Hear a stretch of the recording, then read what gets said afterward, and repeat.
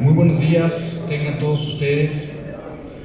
Bienvenidos a este desayuno el día de hoy, donde vamos a tener un tema muy interesante que es el panorama económico de México, una visión de innovación tecnológica y de negocios. Muchísimas gracias por acompañarnos.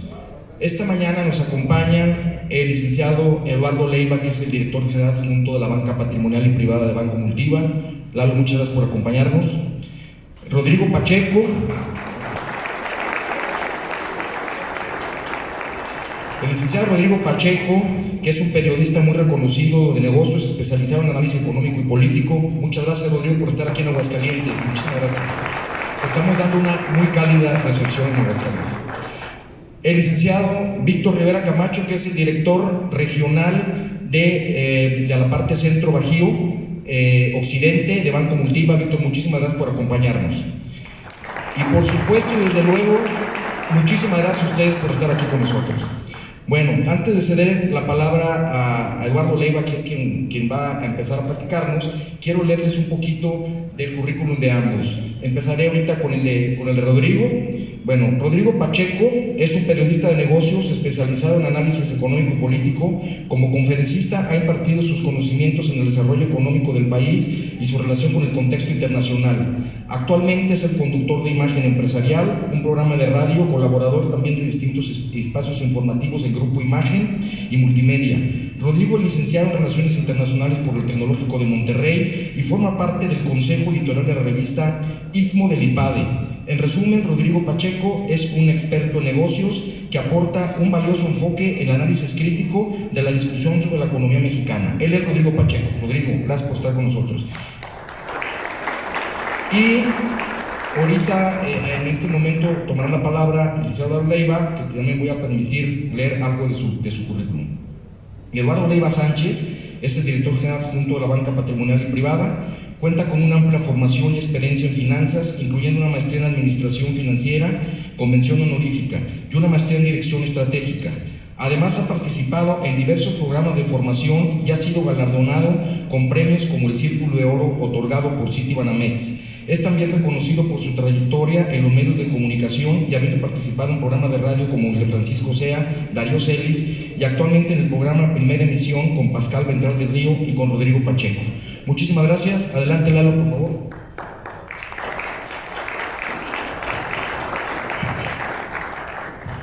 Gracias, mi querido Pepe, también a nuestro director regional, Víctor Rivera, pero pues antes que nada, a todos nuestros clientes y amigos, que sin ustedes esto no podría ser posible. Y bueno, también a mi muy querido Rodrigo Pacheco, un espléndido analista económico, espléndido analista financiero. Verdaderamente es un privilegio tenerlo acá porque su agenda es muy compleja y verdaderamente apretada, ¿no? Está en televisión, está en radio, está entrevistando a Agustín Carstens, luego se va a Nueva York a entrevistar a Larry Fink de BlackRock, está con el secretario de Hacienda. A mí me consta porque pues he estado en aviones con él estos últimos 5 meses y es verdaderamente un aprendizaje que él nos acompaña. Él es de casa. Él está en Imagen, parte del conglomerado de Grupo Ángeles, una empresa potentísima, muy bien diversificada, pero Rodrigo es cabeza de análisis en el Grupo Empresarial y Financiero. Nosotros escogimos específicamente al licenciado Pacheco para estar en esta gira muy relevante donde este año nos ha ido espectacularmente bien y ahorita les comparto algunas cifras. Rodrigo es un periodista un analista financiero y económico muy mesurado, muy responsable. En Multiva somos así, no nos gusta la estridencia, nos gusta la discreción, el análisis importante, pero cuando hay que decir las cosas las dice y las dice bien y las dice fuerte. Evidentemente siempre en pro de una apertura económica, evidentemente siempre en pro de un valor de largo plazo y no solamente ver el corto plazo. Nos decía Larry Fink, tuve oportunidad de estar con él y también con Jeremy Siegel, un profesor del MIT. Estuvimos solamente 5 financieros en México con el profesor Jeremy Siegel del MIT. Es una experiencia brutal, que por cierto le traje un libro a Rodrigo que le firmó Jeremy. Y nos decía, ustedes los mexicanos siempre están negativos para México. Nosotros los extranjeros siempre estamos positivos para México y por eso hacemos grandes negocios acá. Entonces es un poco una lección, ¿no?, del gran valor que tiene este país y me parece que Rodrigo se va a enfocar en esto. Los últimos 2 minutos ya para dejarle el estrado a nuestro muy querido Rodrigo. Les platico un poco de lo que ha pasado en el mercado bursátil en este año, porque hay que mantener posiciones. Por ejemplo, el índice bursátil Standard & Poor's cerró el 31 de diciembre del 2022 en 3.839. El día de hoy empecé a operar futuros muy tempranito, me toca operarlos a mí como director general adjunto en la casa de bolsa de Multiva, en 4.369, es decir, el Standard & Poor's ha crecido 13.79%, 13.79%. Bueno, el Nasdaq, que también una volatilidad brutal, cerró el 2022 en 10.466 puntos, perdió 33% el año pasado y el día de hoy empezó a operar en 13.573, 29.68% arriba, independientemente del tipo de cambio que también lo vamos a platicar, que está en 17.15 el día de hoy. Otras cifras de nuestro Banco Multiva con un crecimiento verdaderamente muy relevante. Cartera de crédito. Llevamos un 29.16% de crédito colocado extra en 2023. Casi 30%. Es una cifra verdaderamente ambiciosa, una cifra verdaderamente importante.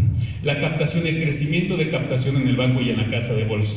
25.38, que está muy arriba de la tasa del 11.25, de la inflación del 6%. Entonces, bueno, pues gracias a todos ustedes por este apoyo y continuaremos muy pendientes de esto. Pues bueno, sin más, mi querido Rodrigo, vente, pues que es un rockstar aquí. Complicado que estés, te agradezco mucho la cercanía y te pido que no sea el primer evento, que nos acompañes a ver si podemos a final de año, inicios del otro, y hagamos una gira nueva porque la gente verdaderamente te quiere mucho y te admiramos mucho. Querido Lalo, muchas gracias. Muchas gracias por la invitación, de verdad es un gusto hacer este diálogo y espero que justamente pues haya espacio para preguntas y respuestas. Estaba revisando el tipo de cambio ya 17.14, es extraordinario, pero bueno, ahorita hablamos de lo coyuntural. Y bueno, pues la verdad es que, como ya decía Lalo, soy un periodista, me toca hablar con muchos funcionarios, empresarios, hombres, mujeres, y además porque me pagan por tratar de entender qué está ocurriendo y es un poco la visión que les quiero transmitir. La conferencia que les quiero, o el título, digamos, simplemente para generar el apetito de la conversación, es el eclipse en la cima. Y es que ha ido cambiando, Lalo es testigo de ello, porque pues yo creo que este 2023 es un año clave en muchos aspectos, en el caso específico de México, un año de muchas oportunidades, que de repente se nos eclipsa. Sin embargo, aunque vienen eclipses, a veces en la parte política, de todos modos hay dos soles, como podemos ver en esta ilustración, que por cierto la hice con una inteligencia artificial, al rato les cuento un poco más de ello, pero bueno, pues yo creo que estamos en un año fundamental, de repente con algunos eclipses, pero a pesar de que hay eclipses, no obstante ello, aún así sale el sol y a este país le ven bien, pero ahorita ya les voy contando. Primero decir que, pues yo creo que sí estamos ante un aterrizaje suave de los Estados Unidos. Al principio de este año y desde el año pasado, yo platicaba con Lalo en el espacio que tenemos los jueves y había la duda, ¿no? Yo citaba mucho a Larry Rubin, un economista de primer orden, que decía Larry que si tú tienes una inflación en Estados Unidos arriba del 4% y un desempleo por debajo del 4%, la posibilidad de que se materializara una recesión en los próximos 12 meses era del 50% y en los próximos 24 meses del 75%.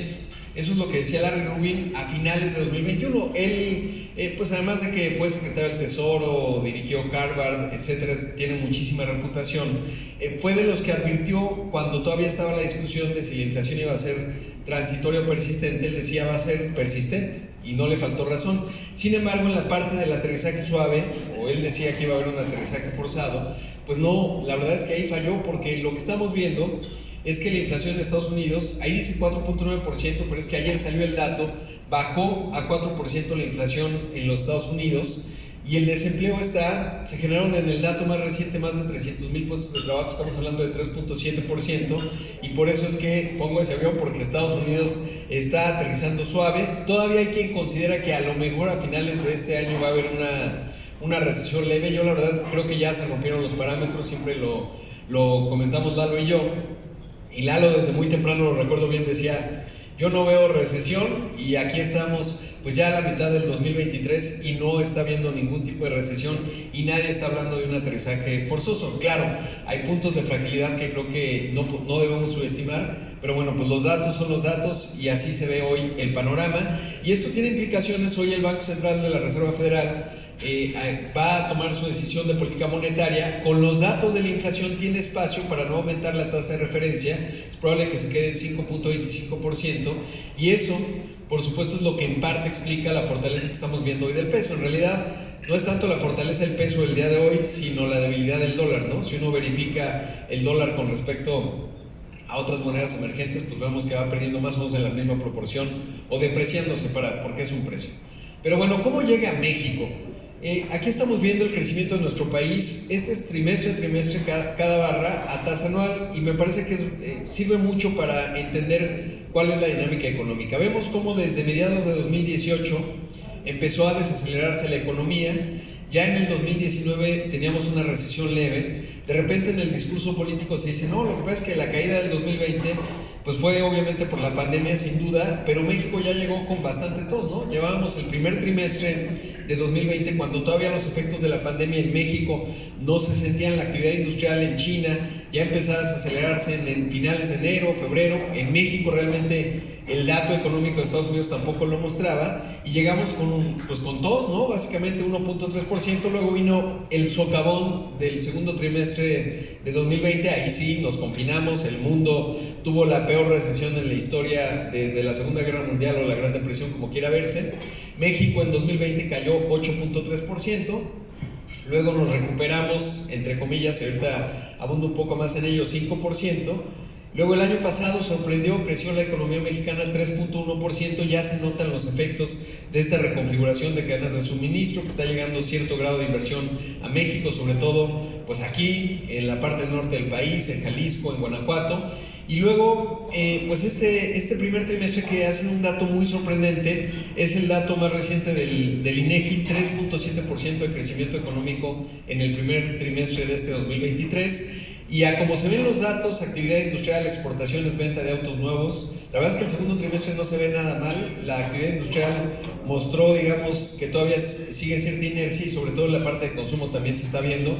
Así que este año habrán visto prácticamente la OCDE, el Banco Mundial, han subido su proyección de crecimiento para México a 2.6, 2.5, 2.4, en ese rango estamos hoy, y todavía yo creo que podría haber, escenarios positivos, sobre todo a la alza. Así como el año pasado nadie veía el 3.1 que finalmente crecimos, hoy pues el 2.6 incluso podría quedarse corto, pero como digo, con puntos de fragilidad y eclipses en lo político y en la parte de seguridad que sin duda hay que considerar. En ese sentido, simplemente decir, porque se acordarán cuando el entonces secretario de Hacienda, Arturo Herrera, decía que la recuperación iba a ser como de palomita de Nike. Y esto es bien importante porque de repente pues se aprecia, o el presidente se autodefine, la 4T como se llama, o se autodenomina, dice pues somos un gobierno de izquierda. Y la verdad es que cuando veo los datos digo, un día va a bajar Margaret Thatcher, ¿no?, la primer ministro británica, y le va a decir, Andrés Manuel, tú tienes mi legado ultraliberal, porque vaya que fue muy ultraliberal. Es un dato de The Economist en donde analizan cuál fue la inversión en el contexto de la pandemia de medidas contracíclicas, y es que encontré un paper muy reciente, es muy interesante porque pueden ver aquí el conjunto de América Latina, la barra roja, a lo mejor no se alcanza a ver, pero es apoyo directo a los hogares, este azul clarito es apoyo directo a las empresas, y la azul, esta, es apoyo al sistema de salud, la gris son otras medidas. Y aquí se ve como América Latina, pues ven la barra roja, la azul fuerte, etcétera. Colombia, Argentina y Brasil. México, pues se acordarán en el 2020. ¿Cómo fue el mensaje? Pues el que sepa nadar que nade, porque básicamente no vamos a ayudar a nadie. Dieron créditos a la palabra que no sirvieron de nada, tronaron 1 millón de empresas y bueno, pues no ayudó. ¿Cuál es el contrafactual? Brasil. Aquí vemos cómo Brasil ya para el 2021 estaba en niveles prepandemia. México, pues bien lo decía el secretario Arturo Herrera, palomita de Nike, ¿no? Nos tardamos más, fue una recuperación asimétrica.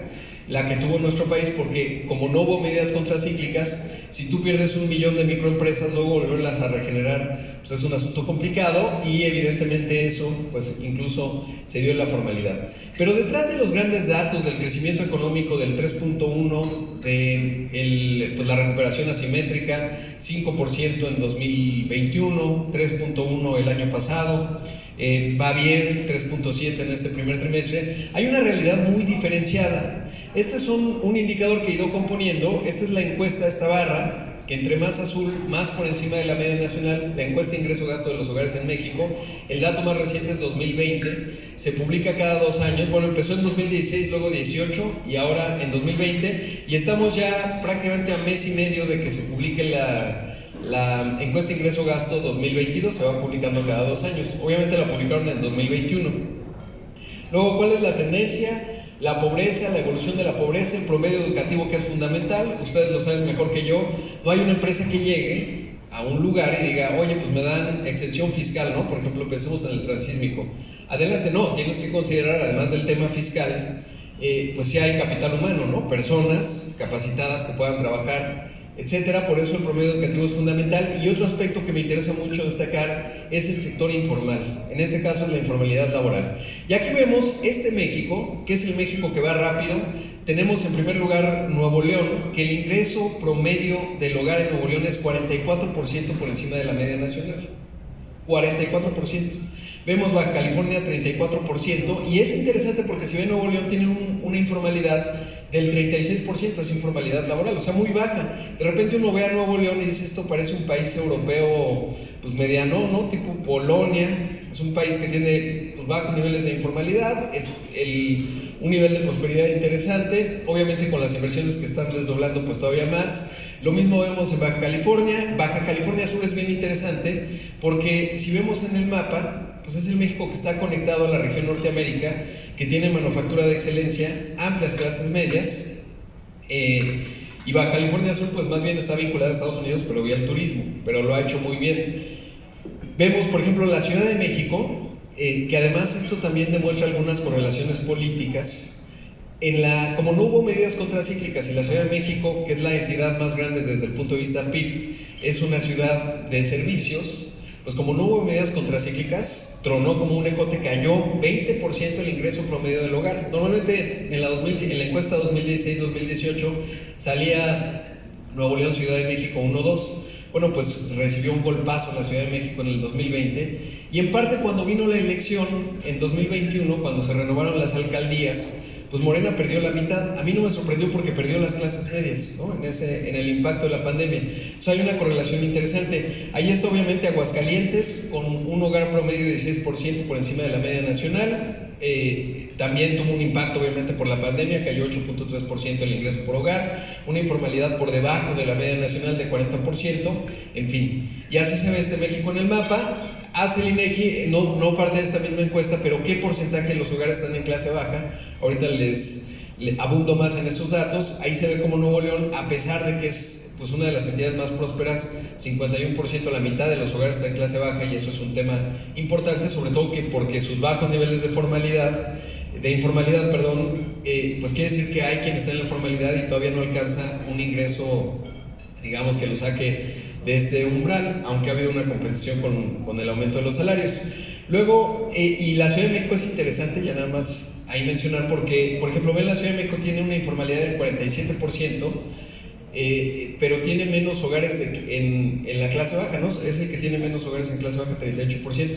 ¿Eso qué quiere decir? Pues un montón de programas sociales, ¿no? Porque tú estás en la formalidad y estás en la clase media, pues quiere decir que estás recibiendo, porque obviamente los dividendos políticos de dar programas sociales en un lugar tan concentrado, pues tiene su rédito político, aunque evidentemente lo que genera crecimiento pues no son los programas sociales, y lo que genera además rentabilidad política, sino pues realmente el que tengas condiciones para generar más riqueza. Pero bueno, comentario al margen.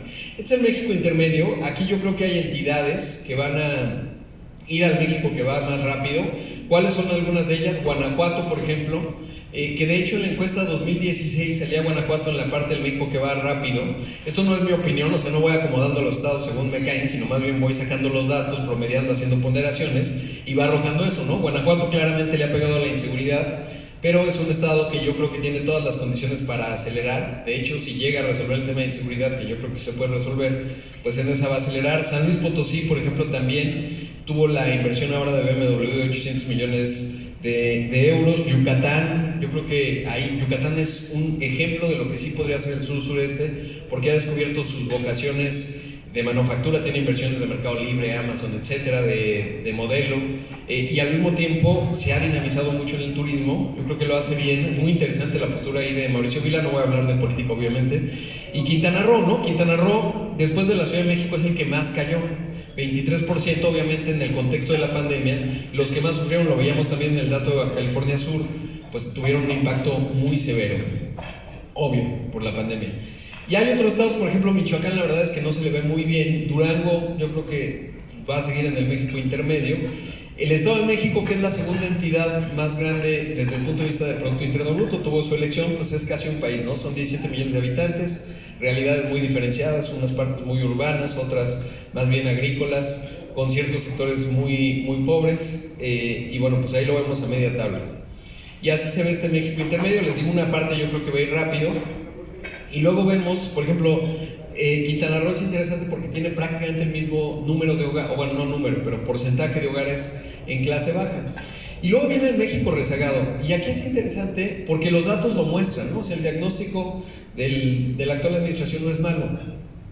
Prácticamente hay un México que no ha logrado participar de la generación de riqueza de la región Norteamérica, de la integración de México, de la generación de clases medias. Ahorita les voy a mostrar otros datos que hablan de cómo esto pues va generando clases medias. Y aquí también en lo político es importante. Por ejemplo, vemos Campeche. Si uno ve el PIB de Campeche, no me gusta poner las gráficas del Producto Interno Bruto Estatal, ya tenemos los datos 2022, porque pueden ser engañosas y por eso siempre me gusta entender multidimensional. Pero si uno ve Campeche, pues hagan de cuenta que es tipo una cosa como Venezuela, o sea, pura caída, ¿no? Desde el año 2000 Campeche no ve la suya. A diferencia de Yucatán, no ha logrado descubrir su vocación turística, a pesar de que es un estado paradisiaco. Pues no, más allá del sector petrolero, que en el 2000 era más o menos casi del tamaño de Guanajuato, desde el punto de vista del PIB. Y pues ha tenido un desplome. La verdad es que lo de Campeche, y ahora tiene a Laida, pues es un desastre, ¿no? La verdad no se le ve muy feo, pues la verdad, ¿no? O sea, pues se pone a bailar sus danzas del jaguar y eso no ayuda mucho. Y aquí es interesante porque a veces cuando hice el cruce de los datos 2018, de la elección 2018, pues prácticamente Andrés Manuel López Obrador ganó en todos los estados salvo Guanajuato. Es muy interesante, ganó en todos, incluso Nuevo León, por ejemplo, Aguascalientes. Pero en estos estados, en Campeche, en Tabasco, si tú tomabas a José Antonio Meade y a Ricardo Anaya, los sumas, los multiplicas por 2, perdían como por 2%. Y por eso es bien interesante cuando uno pues ve el discurso en la mañanera. Yo la veo prácticamente todos los días porque es una forma de gobierno más que un tema de comunicación, lo es en paralelo. Entonces, ¿cómo puede ser esto? ¿Y por qué no tiene costo político? Pues porque su discurso no está pensado para Aguascalientes o para San Pedro Garza o para la Miguel Hidalgo allá en la Ciudad de México. Está pensado para tiene lógica en este México.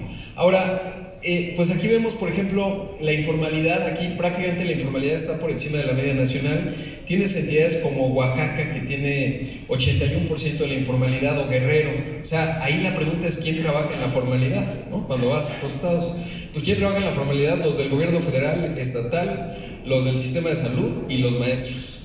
Y se acabó. Y con eso es muy difícil que una economía pueda funcionar, ¿no? Porque si tú le dijeras, vamos a pensar que pues hacemos una combinación genética y traemos a Milton Friedman, ¿no? El economista más emblemático del liberalismo, y lo combinas con Paul Krugman, el premio Nobel de Economía 2008, un economista que se ubica en la izquierda, y lo juntas con el talento político de Mahatma Gandhi y le dices: señor, bienvenido, le toca gobernar Guerrero, 80% de informalidad. Y dice: no, pues me retiro, así no se puede, es muy difícil. Y tienes otras entidades como Veracruz, que es bien interesante Veracruz, porque pues es la quinta economía estatal. O sea, la primera es la Ciudad de México, como les decía, hay muchos domicilios fiscales, eso también cuenta. El Estado de México es la segunda, el estado más poblado del país. El tercer lugar es Nuevo León, el cuarto lugar es Jalisco, y en quinto lugar está Veracruz. Veracruz pues es la columna vertebral del país. Es bien interesante Veracruz porque es el estado que tiene más infraestructura.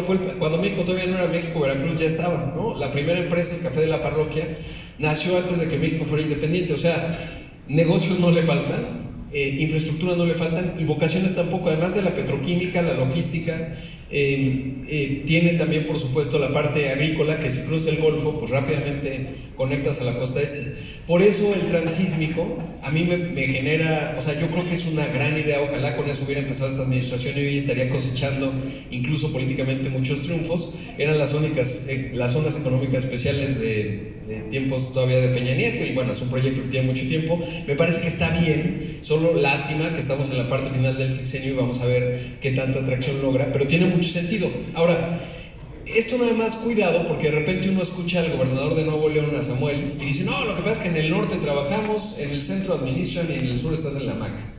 Y eso es un mito terrible, porque en realidad, si tú vas a las líneas de producción, pues del norte, ¿de dónde son los que están en las líneas de manufactura? Pues de Veracruz, ¿no? Si tú vas a Puebla, York, ¿no? A Nueva York, ¿cuál es la comunidad muy grande? Pues de poblanos. O en Oaxaca, los mejores restaurantes de comida oaxaqueña están en Los Ángeles. ¿Qué ocurre? Pues que un montón de mexicanos de aquí no encontraron condiciones por muchos temas. Por ejemplo, Veracruz, ¿qué le pasa a Veracruz? ¿Por qué Veracruz no es una cosa extraordinaria? Pues por los gobernadores de Veracruz, esa es la triste realidad, ¿no? No les ha ayudado mucho. Pero en realidad estos mexicanos que viven en Estados Unidos, pues ya materializaron una economía que es del tamaño del otro México, ¿no? O sea, los latinos en Estados Unidos valen o representan una economía de 1.400.000, 200.000 millones de dólares, de los cuales 60% son mexicanos. Y estos mexicanos son también de Jalisco y de otras partes, naturalmente, pero muchos de estos son estados expulsores de migrantes. Chiapas no tanto, es otra dinámica, pero es muy interesante porque súbitamente se van al norte y se hacen altamente productivos, y además, con pena yo creo que para todos los que estamos aquí, nos envían en el acumulado de datos de abril ya 60.000 millones de dólares por remesas, prácticamente el doble de la inversión extranjera directa. Es una vergüenza. ¿Qué nos dice? Que si nos envían el 20% de lo que producen, pues quiere decir que están materializando casi poco menos que un México allá arriba, ¿no?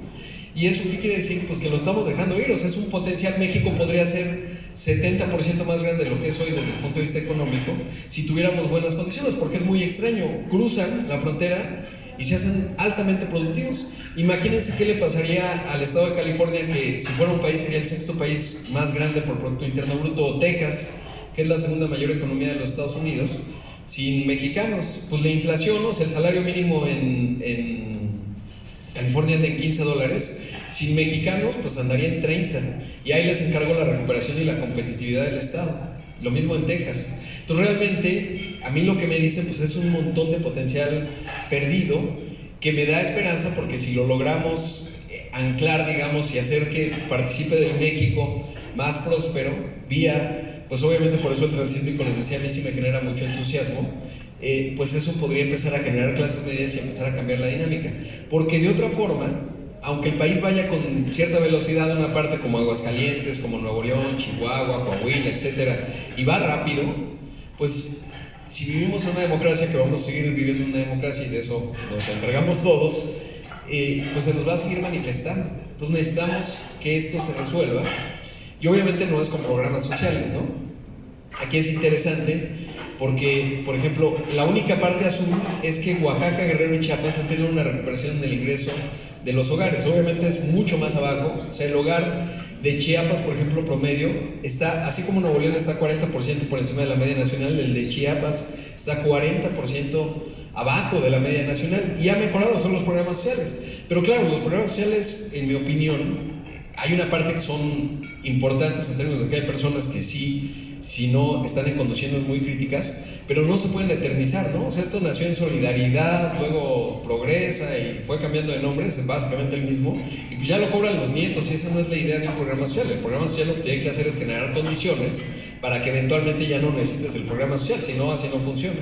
Y ahí sí, pues más bien fiscalmente, pues es el dinero que aportan los demás.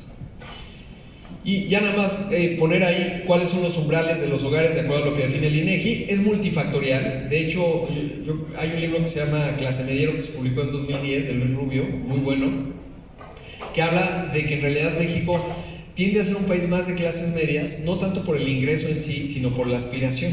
O sea, uno no es el ingreso que tiene, sino la aspiración que tiene de consumir. Pero bueno, si lo vemos así, el hogar de clase baja en México estaría en 11,300 pesos de ingreso mensual, el de clase media 22,000 y el de clase alta 20,000 son 77,000. Y así se ve en el mapa, ¿no? Digamos. Ahora es bien importante, este es el dato de la encuesta de ocupación y empleo trimestral y prácticamente es bruto, porque miden formalidad e informalidad, son datos del INEGI también. Prácticamente es interesante, el 67% de los mexicanos gana hasta 2 salarios mínimos. O sea, estamos hablando de 12,000 pesos mensuales. Obviamente se han transformado los hogares en México. Antes tenían un generador de ingresos, después 2, ahora son varios, ¿no? Porque los hijos no se van nunca. Y entonces, pues ya son muchos generadores, ¿no? Parte de la realidad económica. Y luego, si se dan cuenta, más de 5 salarios mínimos apenas es el 1.5% de los mexicanos, de acuerdo a datos del INEGI, es muy impresionante. De 3 a 5 que son de entre 18 y 30 mil pesos, 4.7%. Pero bueno, todo ello, o sea, las velocidades de México, el entorno de aterrizaje suave de Estados Unidos, que en parte está generando que México tenga un crecimiento, si lo vemos trimestral, pues por encima de lo que se iba anticipando, con buenas perspectivas. El dato más reciente de la inflación en México va bajando 5.84%, mayo, a tasa anual. Sin embargo, la inflación subyacente, la que descuenta la volatilidad, es persistente. Esta es la que observa el Banco de México. Apenas el viernes en el foro de emisoras de la Bolsa Mexicana de Valores decía Jonathan Heath, miembro de la Junta de Gobierno, que pues se va a mantener la tasa por lo menos hasta noviembre. Ya lo platicaré mañana seguramente con Lalo, pero pues sí parece que la tasa en 11.25 ahí se va a quedar un rato. Y esto es importante porque si bien les mostraba cómo contrafactualmente Brasil se aplicó medidas contracíclicas muy potentes, se recuperó, además desde el punto de vista fiscal, pues no necesariamente le ayudó tanto a México, el riesgo país sí está un poco mejor que el de Colombia, por ejemplo, que después de una reforma fiscal fue un poco complicado, pero es bien interesante porque estos son datos 2021, este es junio, y cómo México empezó a subir la tasa de referencia muy temprano, cuando todavía estaba el debate en el 2021 de si la inflación era transitoria o persistente, producto de la pandemia, las cadenas de suministro, etcétera. Pues tanto Brasil como México empezaron a subir la tasa de referencia rápidamente. ¿Y qué tenemos? Pues que la inflación en ambos países, la de Brasil ya está más abajo que la de México, anda en los 4% altos. Pero básicamente empezó a bajar, la de Brasil subió más que México en algún momento. Aquí el subsidio a los combustibles en parte ayudó. Y es bien interesante porque el ejemplo contrafactual de lo que sí ha hecho muy bien México está en Turquía y Argentina. Argentina tiene una inflación, de hecho aquí ya no se alcanza a ver, pero tendría que estar por acá, como tiene una inflación del 109%, el dato más reciente de Argentina. En Turquía bajó a 50%, o sea, hizo esto, digamos, la inflación en Turquía. ¿Qué pasa en Argentina y Turquía? Pues lo mismo que pasaba en México en 1980. O sea, tienen a su José López Portillo, ¿no? Que decía, ahí viene la elección, pues que impriman dinero, ¿no? Necesitas sacar adelante la elección del Estado de México o la del 2024, pues lo normal en los liderazgos políticos es, pues la maquinita de los billetes, ¿no? Y entonces, ¿qué pasa con la maquinita de los billetes? Pues que se te manifiesta en espiral inflacionaria eventualmente y aquello es un desastre. A Tayyip Erdoğan, al presidente turco que se acaba de reelegir, le pareció una buena idea, ya lleva 20 años en el poder, ¿no?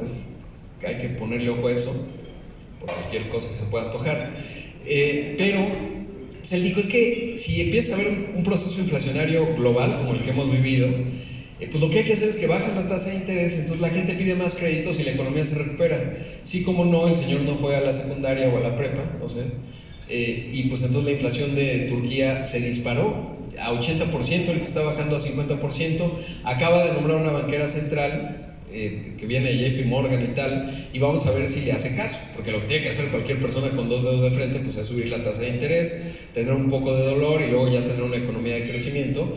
Pero ¿por qué es importante esta lección para México? Porque en nuestro país el Banco de México tiene autonomía constitucional.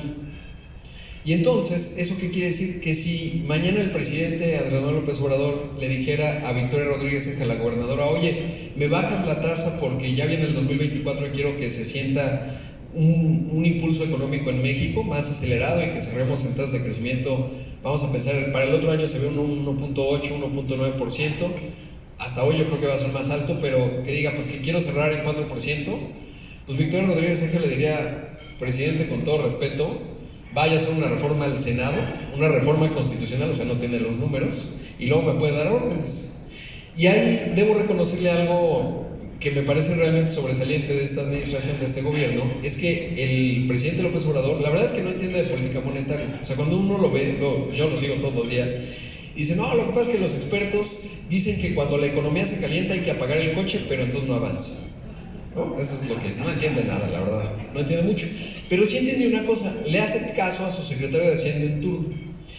Y sus secretarios de Hacienda y él, por lo tanto, las 4 propuestas de la Junta de Gobierno del Banco de México, que son 5 miembros, una gobernadora hoy, Victoria Rodríguez Ceja, y 4 subgobernadores, 4 de esos los nombró él. La única que queda del pasado es Irene Espinosa.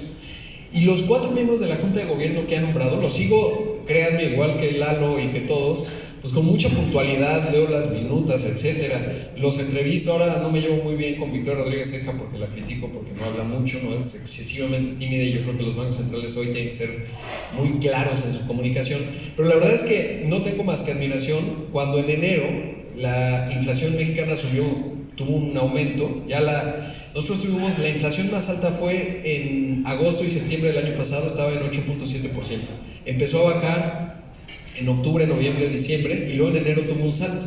Entonces, ¿qué hizo el Banco de México? 50 puntos base, bang, ¿no? Obviamente en los mercados, pues eso luego no ayuda tanto, pero la verdad es que fue una decisión que demostró la autonomía constitucional del Banco de México, y creo que eso es una de las lecciones que va más allá de la política monetaria, de lo que tiene que hacer México, porque de repente cada 6 años estamos reinventando el agua tibia y diciendo, ay no, que venga así nos va a salvar, y ponemos todas nuestras esperanzas en el cambio del liderazgo político. Y en realidad lo que hace que los países tengan crecimiento sostenido son instituciones. En algunas áreas tienen que ser instituciones autónomas con criterios técnicos, como el Banco de México. Entonces México, el banco tuvo autonomía constitucional desde el 94, bueno, vino la crisis del 95, pues apenas llevaba un año, estaba nuevito, pero prácticamente en el siglo XXI México no ha tenido una crisis inflacionaria. O sea, lo de José López Portillo y antes Luis Echeverría, espiral inflacionaria, no lo hemos vuelto a vivir, a diferencia de Argentina, de Turquía y de otros países. De hecho, Brasil, la autonomía de su banco tiene apenas 3 años. O sea, el Banco de México de verdad es un gran activo de México, y en parte eso explica la fortaleza del tipo de cambio, no solo por las condiciones, el ingreso de remesas, de las exportaciones que son 10 veces más grandes, la inversión extranjera directa, la inversión de cartera, sino porque además cuando tú dices, oye, yo voy a tener una posición en pesos mexicanos porque quiero tener exposición a mercados emergentes, pues el Banco de México opera con criterios de mercado técnicos. O sea, mañana Andrés Manuel López Obrador pues puede decir lo que quiera, pero no va a influir en la forma de operar del mercado cambiario en México, porque pues ese es el Banco de México y es un precio, ¿no? Entonces es muy interesante lo que sí hemos construido como país, que no es un asunto menor, porque nos distingue entre los mercados emergentes de manera significativa. Y ahorita lo platico un poco más. Ahora, ¿qué sí nos falla? Pues obviamente lo obvio, el Estado de Derecho. Este es el World Justice Project, aparecemos en la posición 115 de 140 países, miden un montón de pilares, cortes, equidad de género, etcétera, un montón de cosas, y pues salimos muy mal calificados, evidentemente nos falla mucho, estamos en la posición 26, ya no digamos en el mundo 115, antes estábamos en 113, somos la 15ª mayor economía del planeta, pues es una verdadera vergüenza, igual que los migrantes. Cuando veo esto me da mucha pena. Y en América Latina pues solo le ganamos a la dictadura de Venezuela, a Bolivia, que con todo respeto, ¿no? Nicaragua, que es otra dictadura allá, y Honduras. O sea, pues es una vergüenza. Ahora, si lo vemos positivamente, quiere decir que si arreglamos algunas cosas, podemos detonar un crecimiento. Y ahorita platico en qué, en esto. Porque nuevamente regreso al tema de la informalidad. Esta es la informalidad laboral, como les decía. El INEGI cada final de año, estos son datos 2022, publica la correlación informalidad-formalidad, Producto Interno Bruto. Aquí vemos cómo el sector formal laboral, o sea, los trabajadores que tienen seguridad social, está en 45%, mientras que la ocupación informal es el 55%. Los datos varían muy poco cuando se va publicando mes con mes, el dato de ocupación y empleo. Y aquí vemos lo del PIB. Ese 55% apenas produce el 22% del Producto Interno Bruto, mientras que el 45% produce el 78% del Producto Interno Bruto. ¿Qué quiere decir esto? Pues la mediocridad estructural que tiene México en cuanto al crecimiento económico. ¿Y cómo se explica? Siempre Lalo ya incluso lo mandó el otro día en el chat, Porque hay un gran libro, espléndido libro de Santiago Levy que se llama Esfuerzos mal recompensados, que lo encuentran gratis en internet. Santiago es muy generoso y lo puso ahí en el sitio del Banco Interamericano de Desarrollo, en el BID, porque lo explica de una manera intuitiva en algún capítulo. Ya lo tengo que volver a releer para tenerlo más fresco, pero él dice, si tú tienes dos negocios, vamos a pensar dos negocios de comida, uno formal y otro informal. Entonces el negocio formal pues paga, vamos a pensar que tiene dos meseros, un cocinero y el dueño atiende, ¿no? Como es muy común. Entonces viene la crisis 2020 por la pandemia, pues no hubo medidas contracíclicas, no tienes margen de maniobra, pues cierras, ¿no? O no cierras, logras sobrevivir, pero enfrente de ti está un negocio informal. Doña Rosita que fabrica, que produce unos tamales extraordinarios, ¿no? Lleva ahí 20 años Doña Rosita.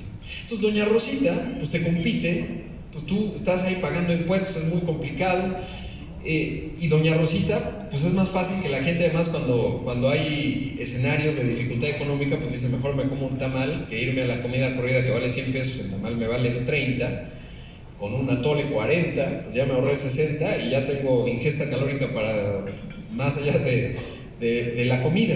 Entonces, ¿qué pasa? Pues que es una competencia desleal y el negocio formal probablemente va a cerrar. El negocio informal va a permanecer. ¿Cuál es el problema del negocio informal? Además de que no paga impuestos. Pues que no tiene acceso a capital, o sea, nadie le va a dar un crédito porque no hay puntos de datos para analizar su trayectoria. Ahora con algunas fintechs y tal, pues más o menos eso empieza a cambiar, pero no sustancialmente. Entonces no tiene acceso a capital y tampoco a talento. Entonces esa unidad económica no va a prosperar necesariamente. Siempre hay una que otra historia, ¿no? Del que empezó en un puestito y luego ya tiene muchos restaurantes, yo conozco algunos, pero no es la constante en México. Entonces esta historia que vemos en la película de McDonald's, que espero que todos hayamos visto, es muy, muy buena, ¿no? De donde llega este tipo que vende maquinitas para helado y ve a los hermanos McDonald's y dice, esto es un avión. Y entonces los traiciona, eso no estuvo bueno, pero pues rápidamente capta capital y de repente McDonald's 30,000 unidades en el mundo. ¿Y por qué? Por ejemplo, ahora que hablaba del café de la parroquia, que me parece, creo que los he entrevistado alguna vez, pues es una historia entrañable, pero mi gran pregunta es, ¿cómo está el café de la parroquia desde que antes de que México fuera independiente? Y Starbucks, que nació en el 76 en Seattle, hoy tiene más de 30,000 unidades. ¿Por qué? ¿No? ¿Por qué no vemos estas historias más consistentemente en México? Pues en parte tiene que ver con esto, porque tenemos una mala estructura económica y por eso es fundamental que ahora que pues inevitablemente veremos las campañas, nunca lo he visto desde que me acuerdo, ninguno de los candidatos dice yo lo voy a resolver la economía informal. Que realmente si resolvieras la economía informal hay ahí 2-3% de crecimiento económico anual que podrías detonar si modificaras poquito, no tanto, o sea, ni siquiera es que, oye, voy a bajar la economía informal tipo Nuevo León a 30%, 20% en los siguientes 3 años. No digamos eso, con que la bajaras, pues no mucho, ¿no? Modificaras 5%, con eso le pegabas al PIB 1 o 2%. Pero nadie lo diagnostica. Y no es tanto que, porque además tú dices, oye, pues man, la doña Rosita, qué mala onda que no paga impuestos. No, la verdad es que doña Rosita, además, pues pasa la patrulla y ya le dio una torta de tamal. El del gobierno municipal, pues otra. Entonces paga una serie de impuestos indirectos en algunas zonas, lo decía ahora José Medina, el presidente de Coparmex, pues la extorsión ha crecido muchísimo, ¿no? En algunos estados pagan derecho de piso doña Rosita y todos los demás. Es una desgracia. Entonces, lo que México necesita es justo Estado de Derecho, que está vinculado a la formalidad e informalidad pues, laboral o digamos de las unidades económicas, y eso realmente es uno de los asuntos que permitiría que México empiece a alcanzar su potencial de manera más sostenida. Y obviamente pues la inseguridad y la violencia, ¿no? Lo que les decía que señalaba la Coparmex, es muy alarmante lo que está ocurriendo en México en la parte de inseguridad, que es uno de los eclipses cuando ponían la lámina del inicio, que la inteligencia artificial con mucha intuición, ¿no? Sí hay muchos soles en México, o por lo menos algunos, pero este sí que es uno de los eclipses que vaya que nos hace daño. Ahí nuestros vecinos de Zacatecas lo están experimentando. Pero bueno, ya vimos entonces cuál es el ritmo de crecimiento de México, en qué contexto estamos a escala internacional, sobre todo con el determinante mexicano que es Estados Unidos, que va hacia un aterrizaje suave, pero que tenemos un país de varias velocidades, un país que hay un México que va muy rápido, otro pues más o menos, que también tiende a ser más rápido, y otro México que no ha logrado conectarse a esa dinámica. y los grandes problemas que tenemos en cuanto a Estado de Derecho, que se reflejan en inseguridad, que se reflejan en informalidad, etc. Pero es importante no vernos el ombligo, porque de repente se nos acaba el horizonte, como a muchos países grandes, en nuestros ombligos, ¿no? En lo que pasa, lo que dijo el presidente, lo que dijo no sé quién, que si Jacob Polensky causó carcajadas y se lanzó como la quinta corcholata, en fin, siempre hay tema. Pero es importante ver qué está pasando en el mundo, y hay 4 fenómenos que yo identifico. El nombre del siglo XXI se llama Estados Unidos versus China. ¿Cómo se van a entender, no entender, pelear o no? Estados Unidos-China. La primera economía y la segunda economía más grande, que además, por cierto, el segundo socio comercial de México, pues no crean que es Canadá o España. El segundo socio comercial de México por volumen es China. De hecho, revisando los datos de Aguascalientes, el segundo mercado donde más importan insumos, bienes intermedios, pues es China, ¿no? O sea, para Aguascalientes también es muy distinto. Obviamente, el principal mercado de exportación de México y de Aguascalientes, por mucho, es Estados Unidos. También Japón, ¿no? Obviamente, pues Nissan ayuda. Pero bueno, ¿qué hay con respecto a Estados Unidos? China tuvieron un encuentro en noviembre, Xi Jinping y Biden, el primero, y ahí pues quedó claro algo, el tema de Taiwán, que es fundamental. ¿Por qué? Porque si lo de Ucrania, la invasión de Ucrania por parte de Rusia en febrero del año pasado, generó que se agudizara el proceso inflacionario en los alimentos y mucha incertidumbre en su momento, bueno, si China decidiera invadir Taiwán, esto se llamaba, o sea, todas las proyecciones económicas de que México va a crecer 2.4%, 2.5% este año, se llamaba Estados Unidos estaría en recesión, China estaría en recesión, esto sería un verdadero desastre. La buena noticia del encuentro es que Xi Jinping dijo que por lo menos en 2023 no van a invadir Taiwán. Eso, bueno, ya nos salvó, ya nada más nos quedan 6 meses. Sigue habiendo una gran pregunta con respecto a cuándo China va a invadir Taiwán, porque Taiwán, pues para los chinos, si tú le preguntas a China, te dicen, pues China es una y eso incluye a Taiwán. Si tú le preguntas a los taiwaneses, te dicen, no, nosotros no tenemos nada que ver con China. Eso se da, digamos, pues hay que remontarse mucho en la historia, pero Chiang Kai-shek, ¿no? De los nacionalistas chinos, se va a Taiwán, se separa de China, Mao se queda en China continental, y pues desde entonces se arrastra ese problema, que en algún momento va a ser un problema. Ahora los europeos están diciendo, pues que los europeos estadounidenses, el famoso, ya no decoupling, sino de-risking, ¿no? Bajar el riesgo con respecto a China, porque se dieron cuenta que iban a hacer un enfrentamiento no solo económico, el divorcio económico no va a ir a ningún otro lado más que a acrecentarse, sino político. De hecho, dio un discurso hace 3 semanas, Janet Yellen, la secretaria del Tesoro, muy interesante porque marca un matiz, digamos, en lo enfático de la postura dura de Estados Unidos con respecto a China, obviamente de China hacia Estados Unidos. Hubo, por ejemplo, el Wall Street Journal publicó la semana pasada que Estados Unidos le pidió a China en un encuentro que iba a haber en Singapur, en una cumbre, que hubiera un encuentro entre los líderes del Departamento de Defensa de Estados Unidos y el de China, y los chinos no quisieron, y eso pues siempre genera algo de preocupación. Pero esto dijo Janet Yellen hace 3 semanas, es interesante. These national security actions are not designed for us to gain a competitive economic advantage or to stifle China's economic and technological modernization. Even though these policies may have economic impacts, they are driven by straightforward national security considerations, and we will not compromise on these concerns even when they force trade-offs with our economic interests. Entonces ahí lo que está diciendo Janet Yellen es, no es mala onda que queramos hacer que ustedes pues no nos alcancen desde el punto de vista competitivo en términos de tecnología, porque se refiere a las medidas que están haciendo para limitar el acceso a China a tecnologías, semiconductores, etcétera. Es más bien que nos preocupan temas de seguridad nacional. Yo no estoy seguro que los chinos le crean mucho, pero bueno, era importante porque hay un cambio de matiz de Estados Unidos en términos de la velocidad de enfrentamiento con China. Y eso pues básicamente estamos en un entorno de Guerra Fría 2.0, un poco ridículo a veces, ¿no? ¿Se acuerdan del globo hace unas semanas? El globo espía que los estadounidenses, como el Sputnik en los 50s, y un F-22 que vale como $200 millones, tirando un globo que no debe valer más de $10 millones, pues era un poco ridículo, ¿no? Es un globo espía en el siglo XXI, pero sí ocurre y vamos a ver cosas muy interesantes. Y luego claramente la segunda tendencia es un nuevo orden mundial. Ahí está Vladimir Putin, Narendra Modi, India, el país ya más poblado de la Tierra prácticamente, y Xi Jinping. Y eso va a llevar a un reacomodo y estamos llegando al fin de la globalización. no tanto que se termina la dinámica económica de negocio internacional, sino que pues estamos yendo hacia un mundo de bloques, ¿no? A nosotros nos toca el bloque de la región Norteamérica con Estados Unidos, que tiene una enorme potencia, obvio, pues es la mayor economía.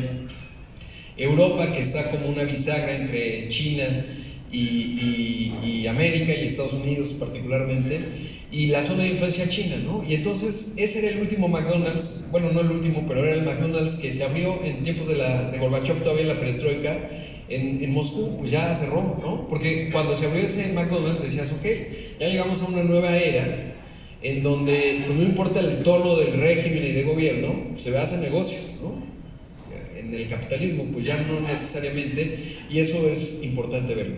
La tercera tendencia es la inteligencia artificial. Claramente esta lámina, como la primera, la hizo una inteligencia artificial, no la hizo un diseñador, lo hago con modelos de lenguaje natural. DALL-E 2, que salió desde agosto del año pasado, septiembre-agosto, y eso pues ya es una realidad. De hecho, este es un video, hace como 3 semanas, Biden anunció que se va a presentar para buscar reelegirse en 2024. Se tardó 2 horas el comité del Partido Republicano en sacar este video hecho 100% con inteligencia artificial. We can now call the 2024 presidential race for Joe Biden. This morning, an emboldened China invades Taiwan. Financial markets are in free fall as 500 regional banks have shuttered their doors. Border agents were overrun by a surge of 80,000 illegals yesterday evening. Officials closed the city of San Francisco. Es muy impresionante. Lo que vamos a ver en 2024 es que vamos a ver una velocidad de la publicidad y la propaganda habilitada por los motores de inteligencia artificial. Yo creo que también va a ocurrir en México porque esto está avanzando rapidísimo. Y por eso es importante, como tercera tendencia, y me interesa mucho transmitírselos, que no es una moda pasajera, ¿no? Porque de repente se puede sonar como que, ay, sí, el ChatGPT, ¿a quién le importa? Pues es nada más una modita, etcétera. Y en realidad, en el año 2000 también decían lo mismo, no digan en México, en Estados Unidos decían, pues el Internet es una moda pasajera, mientras millones de personas renuncian a él, ¿no? Era el inicio de la burbuja de las .com. Obviamente sabemos que 10 años después el Internet lo había cambiado todo profundamente. Y lo mismo está ocurriendo ahora con la inteligencia artificial, pero de manera más profunda y más rápida. De hecho, estoy muy impresionado porque tanto Satya Nadella de Microsoft, como Sundar Pichai de Google, como Bill Gates, como Elon Musk, como todos los líderes de negocio hoy, coinciden en que estamos ante una revolución muy profunda, tan profunda como la revolución industrial o como parte de la revolución industrial cuando tuvimos acceso a la electricidad, pero es realmente muy potente. Y quiero que veamos el siguiente video. Quisiera empezar hablando sobre el vasto potencial que alberga el estado de Aguascalientes en México. Este estado, aunque pequeño en extensión, es un gigante en cuanto a su capacidad de innovación y crecimiento económico. La ubicación geográfica estratégica de Aguascalientes, junto con una creciente base de talento y una sólida infraestructura, lo convierten en un terreno fértil para la inversión y el desarrollo. La incorporación de la inteligencia artificial en Aguascalientes es un componente clave para impulsar la competitividad y diversificación económica. La IA tiene la capacidad de optimizar la producción en la industria automotriz, que ya es una de las principales fortalezas del Estado, y al mismo tiempo abrir puertas a nuevos sectores como la tecnología de la información, la salud y la energía. Sin embargo, para aprovechar al máximo estas oportunidades, es necesario enfrentar varios retos. Entre ellos, es imperativo garantizar que la educación y capacitación estén alineadas con las necesidades de las industrias emergentes y en evolución. Además, es esencial fomentar un marco regulatorio que promueva la innovación y proteja a la vez los intereses de la sociedad. Aguascalientes cuenta con una ventaja comparativa significativa debido a su tradición en manufactura, su capital humano y su espíritu emprendedor. Al abrazar la inteligencia artificial y alinear los esfuerzos entre el gobierno, la academia y el sector privado, Aguascalientes tiene el potencial de convertirse en un modelo a seguir y en un motor clave para el progreso económico y social de México. Este mensaje se hizo en un 97% con inteligencia artificial. El discurso es de ChatGPT 4, las ilustraciones de Dream Studio así como DALL-E 2 y la conducción Synthesia. Una cosa más, háganle caso a Rodrigo Pacheco. ese 3% es el más sabio, ¿no?, de la inteligencia artificial. Pero la verdad es que es muy impresionante porque pues, el ChatGPT apenas lo lanzaron el 30 de noviembre. Este tema, Lalo lo sabe, lo vengo hablando desde hace años, literal, porque obviamente sé el potencial que hay en estos potentes modelos de inteligencia artificial, que no es otra cosa que software predictivo, y que pues esto hace 6 meses no lo hubiera podido hacer. O sea, yo le puse al ChatGPT, haz un discurso al ChatGPT 4, haz un discurso de Aguascalientes, su potencial económico, sus retos y la inteligencia artificial. Y todo lo que acaban de escuchar no lo hice yo, o sea, yo no le metí mano, es tal cual lo que dijo el ChatGPT, sin ponerle contexto de que está Nissan, etcétera. O sea, tiene un montón de información, es un modelo de lenguaje natural muy potente. Obviamente, imagínense, hubiera tenido que contratar a 4 conductores, a los diseñadores. Las slides que ven de fondo las hizo un modelo de inteligencia artificial regenerativa, ¿no? Yo ahora uso mucho Dream Studio. Synthesia, que son los 4 conductores. La edición, me hubiera tomado más o menos un equipo de 5 personas. Hoy esto lo anda resolviendo como en 40 minutos, porque tarda en procesar el video ya al final, pero básicamente es muy rápido, ¿no? Casi no lo hice y a veces ya lo he hecho. Le digo, hazme un prompt, que es, digamos, una sugerencia para el motor de generación de imágenes de Aguascalientes. Por eso ven algunas imágenes ahí como muy sintéticas, ¿no? Porque le decía, pon Aguascalientes del futuro. Y entonces puso ahí como un esbozo de la catedral, etcétera. Es muy impresionante. Esto, les digo, hace 6 meses no podía ocurrir. O sea, yo que soy, en cuanto salió, obviamente ya lo estaba usando, y estoy usando en mi computadora tengo abierto BARD, que es el modelo de lenguaje natural de Google. Tengo el de OpenAI, que pago $20 mensuales. Bing GPT, que es la aproximación de Microsoft, y si mañana sale otro, y los voy probando y voy jugando con ellos. Lo que les quiero decir con esto es que es importantísimo, no que nos convirtamos en ingenieros de inteligencia artificial, y a lo mejor no que se pasen 4 horas hablando con el chat GPT, sino que sepamos que estamos ante un cambio profundo, muy rápido, y que tenemos que saber, digamos, a nivel tomadores, hombres y mujeres de decisiones, pues ¿dónde están mis datos? ¿Qué tan asequibles son? ¿Cuáles son mis datos? ¿Dónde están? ¿No? ¿En qué bases de datos? ¿Cuáles tengo? Luego, lo segundo más importante es qué les preguntaría a mis datos, ¿no? ¿Qué le pregunto de los datos que tengo yo, Rodrigo Pacheco? ¿Qué le puedo preguntar? Si tengo una empresa, y luego prospectar, yo los invito a que lo hagan, de hecho, con el chat GPT y tengan ahí un diálogo, y que lo hagan, se den media hora para preguntarse, si mi competencia utiliza estas herramientas, ¿qué me pasa a mí? ¿No? Porque es claro que esto va a empezar a ocurrir y se va a iterar, y lo importante es entender que hoy lo relevante no es la pregunta que tengas, más bien no es la respuesta que busques, sino la pregunta que hagas. Y eso también tiene que ver para todos los que tienen hijos, etcétera, pues, ¿qué estudiar? Pues no sé, ¿no? Porque esto está cambiando rapidísimo. Ya los programadores, quién sabe, porque prácticamente ya estas cosas pueden programar, pueden hacer código.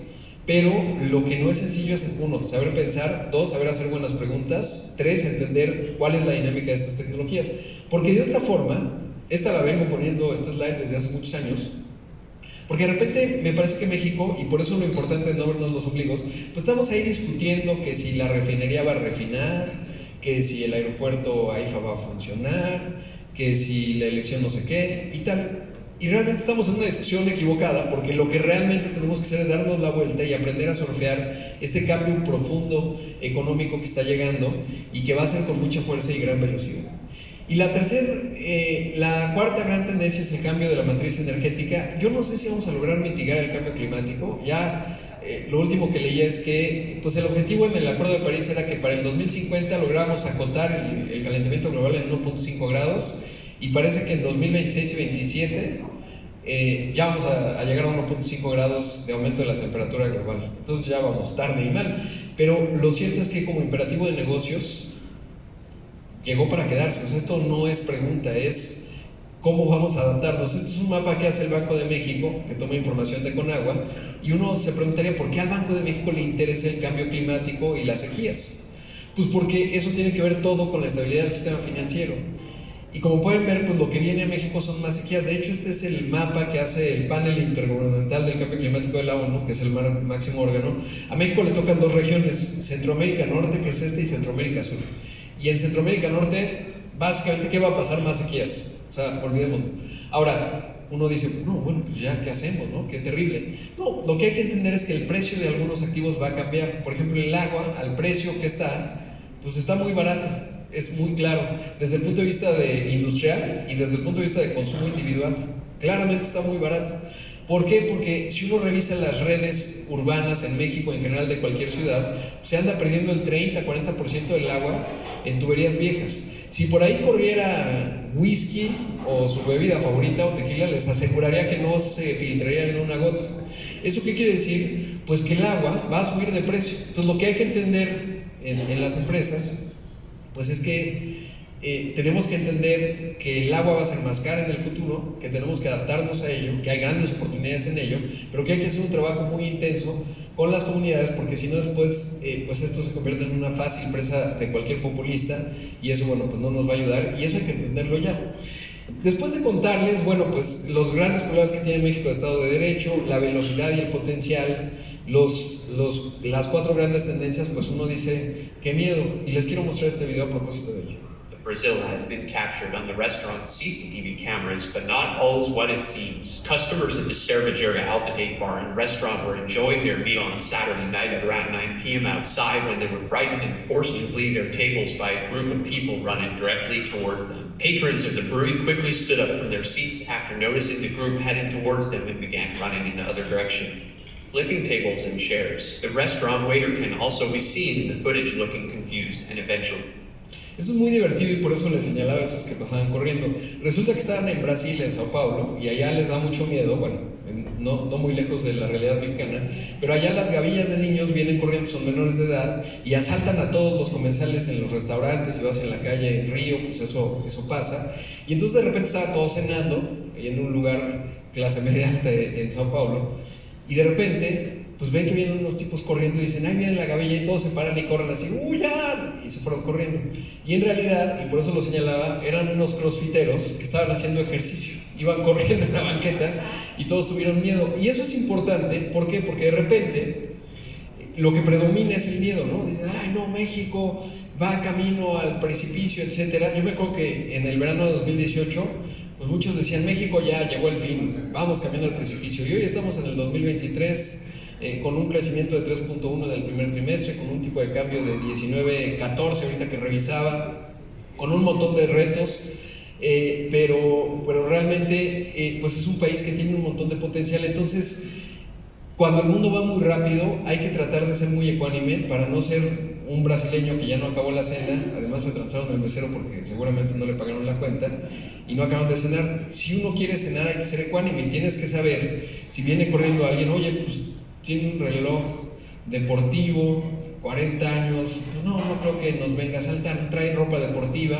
esa debe ser una nueva tendencia en los ladrones. Entonces te das cuenta y no sales corriendo. Es obvio que lo gregario que somos los humanos es lo mejor y lo peor que tenemos, porque obviamente si la mitad de ustedes salen corriendo, lo más aconsejable es que nosotros, la otra mitad, también salgamos corriendo y ya que estamos afuera preguntamos, oigan, ¿qué pasó? ¿Qué vieron? ¿No? Porque eso es lo que permite que los humanos lleguemos hasta donde estamos hoy. Pero también hay que ser ecuánimes para entender en qué momento sí y en qué momento no. De repente en los mercados es muy común que pues surge el pánico, ¿no? Ahí viene la crisis de los bancos en Estados Unidos, la mini crisis, ¿no? Cuando colapsó el Silicon Valley Bank, a Lalo y a mí todo el tiempo nos preguntan, oye, ¿ya es el nuevo Lehman Brothers? No, momento, a ver, la estructura del riesgo es distinta, la imposibilidad de que el Tesoro y el Fed permitan que haya una corrida bancaria general es imposible, ¿no? Pero hay que entenderlo con ecuanimidad y con conocimiento. Por eso, ante escenarios de cambio muy rápido, es importante ser ecuánime. Ya voy a acabar, no los quiero aburrir demasiado. Este mapa es México, obviamente, y esta motita azul que se ve ahí es Corea del Sur. Y es bien interesante, datos más recientes del FMI, el PIB de México, $1.424.000 millones. El PIB de esa motita, que es Corea del Sur, $1.724.000 millones. 60 millones de habitantes, 130 millones de habitantes. Y ustedes dirán, no, bueno, pues es que Corea, etc. Bueno, Corea es un país, aquí está el PIB per cápita, Corea-México. En el 80, el PIB per cápita mexicano era más alto que el coreano, andamos ahí arriba nosotros de los $2,000, ellos en los 1,000 altos, ¿no? Estaban como en $1,800. Corea es un país que en la década del 50 del siglo pasado pues tuvo una guerra civil, así surgió Corea del Sur y Corea del Norte. Corea, en el norte, hagan de cuenta que se parte México en dos, y en el norte hay un loco, ¿no?, que ya es el nieto, Kim Jong-un, y cada semana prácticamente dice, voy a tirar un misil nuclear, ¿no? Tuve la oportunidad de estar en la zona desmilitarizada en la frontera de las dos Coreas, y los coreanos del sur es real, tienen miedo porque hay túneles, y en cualquier momento el loco del norte pues los puede invadir. Esa es Corea del Sur. Tuvo además golpes de estado todo el tiempo, en los 70s, etcétera. Les recomiendo mucho, ahora ya no tanto, pero en los aviones de Aeroméxico ponen películas coreanas, ¿no? Están ahí. Les recomiendo que vean algunas, sobre todo las de política, son interesantísimas, porque realmente Corea se parece mucho a México en los 70s, ¿no? No había democracia, etcétera. Y de repente Corea llegó a la democracia en el 98, México en el 2000, como ya sabemos, y Corea empezó a despegar, ¿no? Una política industrial muy enfática, educación, por supuesto, ayudó. Y hoy Corea del Sur, pues prácticamente está en el primer mundo, ¿no? O sea, no hay punto de comparación, son 60 millones de habitantes.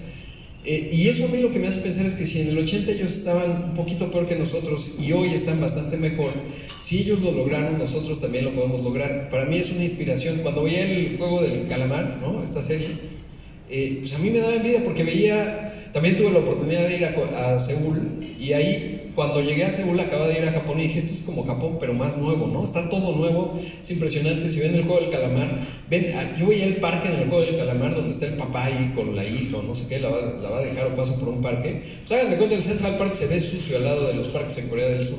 Es un país que le ha dado la vuelta en muy poco tiempo.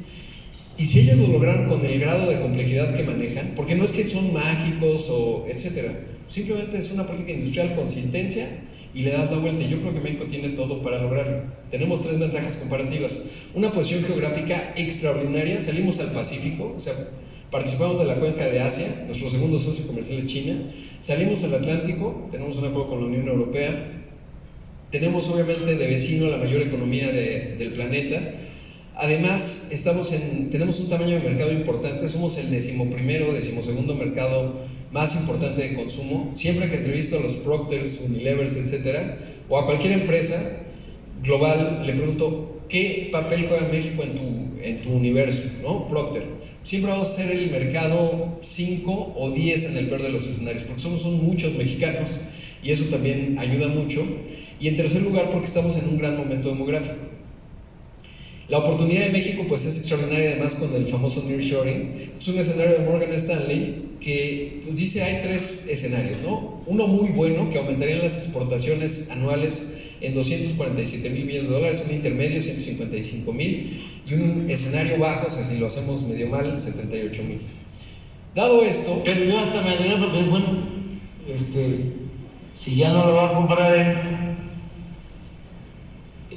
pues hay la posibilidad de crear una asociación.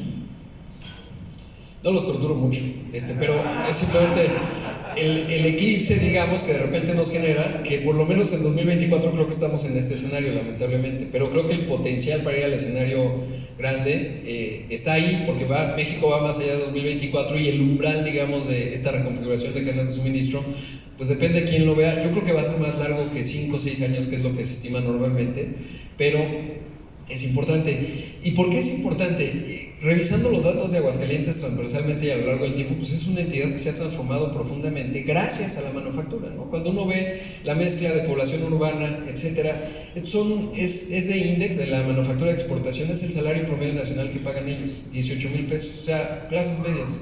Está por estados, cada uno, ¿no? Aguascalientes no le toca tanto, no se alcanza a ver, pero anda en 550 pesos, ¿no? 595. Ah, pues yo no lo veo, ya, listo, que la inteligencia artificial me ayude. Pero básicamente pues es clases medias, ¿no? Lo que se genera con esta visión y con la reconfiguración de cadenas de suministro es fundamental, incluso en todas las entidades es así. Y esta se las quería poner, esta lámina. ¿Por qué? Porque este es el porcentaje de hogares que tienen automóvil. ¿Y por qué escogí este dato? Este es del censo 2020, son los datos más nuevos que pueda haber. Porque el que un hogar tenga un automóvil, si bien no es exacto, para mí fue la mejor aproximación para entender clases medias, ¿no? Cómo va evolucionando. Porque obviamente pues si es es uno de los mejores marcadores, televisión ya no tanto, etcétera, acceso a internet. Y entonces vemos como la línea verde es el 2000, la línea naranja es el 2010 y la línea azul es 2020. En el año 2000, el 32% de los hogares a nivel nacional tenía un automóvil. Luego en 2010 hubo un salto importante, 44%, habíamos tenido estabilidad, la hemos tenido, bueno, se atravesó de hecho la crisis 2008-2009, porque de otra forma hubiéramos crecido todavía más, y en 2020 ya creció bastante menos. Luego tenemos a Nuevo León, que veíamos, sale al principio de la tabla, prácticamente estaba mucho más arriba, que incluso, o sea, está como hoy, ¿no? Así estaba Nuevo León en el 2000, subió a 58%, y me sorprendió totalmente, ahora que revisaba los datos, Aguascalientes. Es extraordinario, porque vean, tenía prácticamente igual que la media nacional, o sea, más por encima en el 2000 ya tenían 45% de los hogares automóvil. A lo mejor todos son Nissan. Luego subió a 54% en 2010 y se disparó a 62% en 2020. Y estoy seguro que en los datos, cuando sea el siguiente censo, va a subir todavía más. ¿Qué me dice esto? Un montón de prosperidad de clase media. Yo creo que es uno de los grandes ejemplos de cómo México se está transformando de manera importante gracias a esta vocación de conectarnos y tener una dinámica de la región Norteamérica, que no solo es la manufactura de exportación, la maquila, ¿no? Ustedes lo saben mejor que yo, no tengo que decir nada. En términos del ecosistema, lo que ha significado, por ejemplo, toda esta enorme inversión de Nissan desde hace muchas décadas, pues que ha ido transformando a la entidad de manera sostenida, y esto va a seguir ocurriendo con más velocidad porque además se va sofisticando la fuerza laboral. Sin embargo, en la balanza del nearshoring, estos son datos de Moody's, pues parte de lo que ya les había mencionado, ¿no? Tenemos elevadas tasas de violencia y crimen en la parte negativa, límites a la infraestructura eléctrica, que es uno de los temas clave. Cuando platico con el presidente de Index Nacional, pues la gran pregunta, el otro día también hablaba con Prologis, ¿no? Con Héctor Larrazábal, su presidente, y me decía, no, pues en el norte ya hay fila de espera para abrir nuevas plantas. Nuestro tema es que nos den acceso a electricidad. Obviamente el riesgo hídrico, que les mencionaba también, que es una de las 4 macrotendencias, y la falta de políticas para apoyar a las empresas en la transición de la matriz energética, pero muy positivo la localización geográfica, el TEMEC, obviamente, la integración manufacturera y buenos números demográficos. En la parte educativa, la verdad es que México, esto es sorprendente, son datos de la OCDE, graduamos más personas, bueno, citados por Barclays, pero salen de la OCDE, más personas que la media de la OCDE, o sea que los países ricos, digo, está Chile y Colombia, pero todos los demás son primer mundo, y ahí tenemos una gran ventaja comparativa. Sin embargo, en la calidad y sobre todo en maestrías, pues todavía tenemos un enorme reto. Y este es justamente Aguascalientes. Es muy interesante, son datos de Data México, ahí los pueden encontrar, va recopilando de todos los demás. Y básicamente Aguascalientes es muy interesante porque tiene muchos ingenieros, obvio, pues los jóvenes no son tontos, ¿no? Saben dónde estudiar. Luego tienes administración y gestión, negocio y contabilidad. Esta es una gran noticia, ¿no? Porque ¿qué quiere decir? Que tiene con qué sostener ese crecimiento y que la inversión que va llegando encuentra esto. Si uno se va, por ejemplo, ahora que están los polígonos de desarrollo del transísmico, pues no está tan fácil porque necesitas esto. Si no lo tienes un problema porque pues, ¿a poco los vas a traer desde Aguascalientes al sur a ver si quieren ir? ¿No? Pues de 10 van a ir 1 o 2, si pagan muy bien.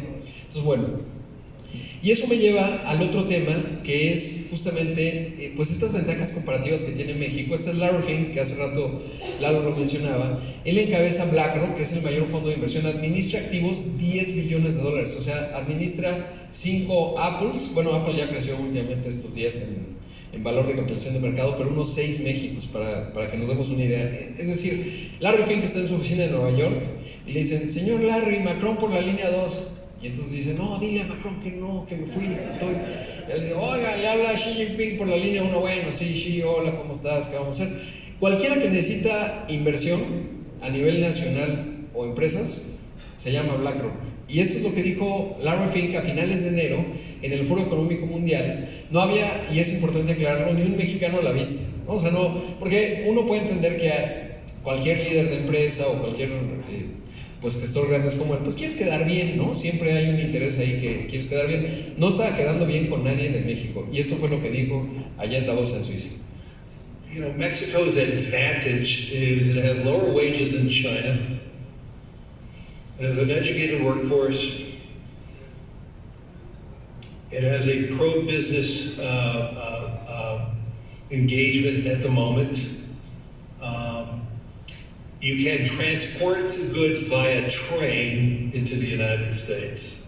And so all those elements, it's not just friendshoring, it is just the dynamism of trade, and I think this is going to occur more and more. Entonces yo creo que le quitamos la orden del águila azteca al dictador suelo de Cuba y se la damos a Larry Fink, que debería ser el embajador de México ante el mundo de buena voluntad, porque que lo diga, no solo porque lo diga y dices, ay, pues seguro vino a Cancún y le gustó mucho, no, porque el tipo toma decisiones de decenas de miles de millones de dólares y la visión que tiene México y lo que dice ahí, pues no es además solo porque le cae bien, porque tiene razón, ¿no? Conectamos Estados Unidos vía tren, tenemos sofisticación en la manufactura, no lo dice él, pero tenemos también cierta alineación cultural, más que la que pueda tener Estados Unidos con la India, etcétera. Y además, por supuesto, tenemos un ambiente laboral positivo. Cuando dice pro-business, en parte tiene que ver también con el marco de entendimiento del TEMEC, que tiene sus retos, obviamente todos sabemos las consultas y esta historia, pero realmente pues no hay muchos Méxicos allá afuera. Quizás lo único que le faltó a Larry Fink es el momento demográfico. Es que estos son los dos datos de cuándo nos casamos en promedio los mexicanos. Las mujeres a los 30 son más sabias, los hombres hasta los 33, o sea, ahí hay una diferencia porque son más listas, se dan cuenta, uno no, hay que hacerles caso. Que además es clave el tema de equidad de género. Pero esto, ¿por qué es relevante el dato de cuándo nos casamos los mexicanos a edad promedio? Porque el país tiene una edad promedio hoy de 29 años. ¿Eso qué quiere decir? Pues que estamos a punto de casarse, ¿no? Muchos mexicanos. ¿Qué pasa cuando te casas? Viene el mayor momento de consumo de una sociedad, en cualquier sociedad que ustedes vean. ¿Y eso qué quiere decir? Pues un consumo vibrante. Entonces México, no solo vienes a México porque pones una planta y le vas a exportar a la mayor economía del planeta, sino porque tienes un mercado muy potente. Y ahora sí, ya con esto termino. Estos son los 10 países más poblados de la Tierra. Ya India, lo que pasa es que formalmente no lo ha dicho conocer el ente de población de la ONU, pero prácticamente India ya es más grande que China. Estos son los dos países más grandes, 1.400 millones, son una magnitud de país totalmente enorme. Luego viene Estados Unidos, que es el tercer país más poblado, Indonesia, Pakistán, Nigeria, Brasil, etc. México está en el 10º lugar, ahí está con Japón, nada más que México tiene edad promedio 29 años. Pero ahora cuando lo ves per cápita, la fotografía cambia completamente. Obviamente le exportamos y es nuestro mercado de consumo $76,000 per cápita. En segundo lugar, China, que en los 90 rebasó a México, $14,000 per cápita. Y tercer lugar, Rusia. El problema de Rusia es que están envejecidos, tienen una edad promedio de 43 años y los jóvenes ya se fueron, ¿no? ¿Por qué? Pues porque no quieren ir a pelear en Ucrania. De verdad, es un tema grave que le está padeciendo. Son 144 millones y México tercer lugar. Luego Brasil, que es un país también muy competitivo, hay que ver si sobreviven a Lula en su segunda vuelta. Y luego uno ve Indonesia, países que crecen a tasas de 5%, pero Indonesia tendría que duplicar su PIB per cápita para acercarse más o menos a México. Ya no hablemos de Nigeria o la India. Entonces, para concluir, si ustedes dicen, oye, ¿dónde invierto? Y te asomas a América Latina y dices, bueno, sin contar México, ¿dónde? Pues Brasil, una parte es altamente regulada, es una pesadilla del infierno desde el punto de vista regulatorio, te hacen abrir una planta, etc. Y además sus principales socios, bueno, es China y el Mercosur. Argentina se fue de vacaciones lamentablemente en el siglo XXI. Chile, ¿no? Es un país que si tú lo ves en indicadores es una maravilla, nada más con la salvedad de que son 17 millones, es el Estado de México, ¿no? O sea, Chile es muy pequeñito. Colombia y Perú pues, son la mitad de México desde el punto de vista del Producto Interno Bruto, con los retos del México, sobre todo el que va un poco más lento. Te cruzas el Atlántico y llegas a África, pues hay dos países grandes ahí, Nigeria, que es la mayor economía, y Sudáfrica no está, y Nigeria tiene unos problemas de corrupción y de Estado de Derecho que los de nosotros parecen una broma. Subes a Egipto, si quieres son 60 millones de habitantes, tienen una dictadura, tienen problemas de granos, no está. Subes a Turquía y tienen a Tayyip Erdogan bajando la tasa de interés, son 80 millones de turcos, un país medianamente grande, es un México de Europa. No tiene la potencia de México. Te vas a Asia Central, está Tayikistán, a los que les vendimos el avión, Uzbekistán, aquí no están, nadie sabe dónde están, eso no se materializa. Llegas a Afganistán, a Pakistán, Afganistán pues no, está en guerra civil prácticamente, bueno, con los talibanes, no creo que nadie quiera ir ahí. Pakistán, pues es un país muy grande, pero tiene un montón de retos, ahí se ve PIB per cápita. Vietnam es un país interesante, pero son 60 millones de habitantes, bastante más pequeño, es un país competitivo, pero no compite en consumo ni en conexión con Estados Unidos, obvio. Está Corea ya vemos que es un país del primer mundo. Japón, ya, se acabó. Entonces, cuando ves, no hay muchos Méxicos allá afuera. Por eso la fortaleza del tipo de cambio, etcétera, no es mágica, ¿no? Ni es necesariamente tan artificial, tiene una serie de hechos, digamos, fundamentales, que no es el único dato en sí mismo, pero esto lo que me hace pensar es que México no tiene más camino que ir muy rápido hacia arriba, y eso dependerá de nosotros, de que no nos veamos el ombligo y de que apostemos, no salgamos corriendo como los brasileños que veíamos, y eso es lo que les quería contar esta mañana. Muchas gracias, Lalo, muchas gracias.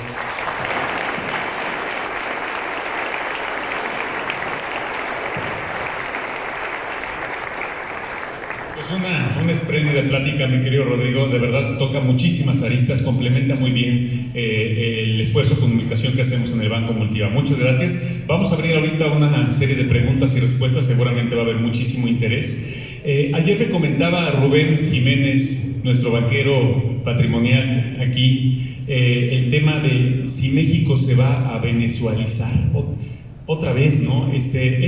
Es verdaderamente increíble que todavía hagamos esta pregunta. Somos el país más global del mundo, el más neoliberal del mundo, el que tiene más acuerdos comerciales, más apertura. Lo apuntaba muy bien Rodrigo en este momento. México es el país destino de inversión por los tamaños. ¿De qué me sirve que Bolivia vaya bien cuando no puede aceptar más de ciertos pesos de inversión? Entonces México es la puerta de entrada y salida a América Latina en inversión. Altísimas tasas de interés, la moneda más líquida emergente del mundo, no hay barreras comerciales en México, ni fiscales, ni de horario, ni ninguna condición. Por eso la volatilidad del peso es tan importante, por eso está en 17.11 ahorita, y por eso se va a 25.50.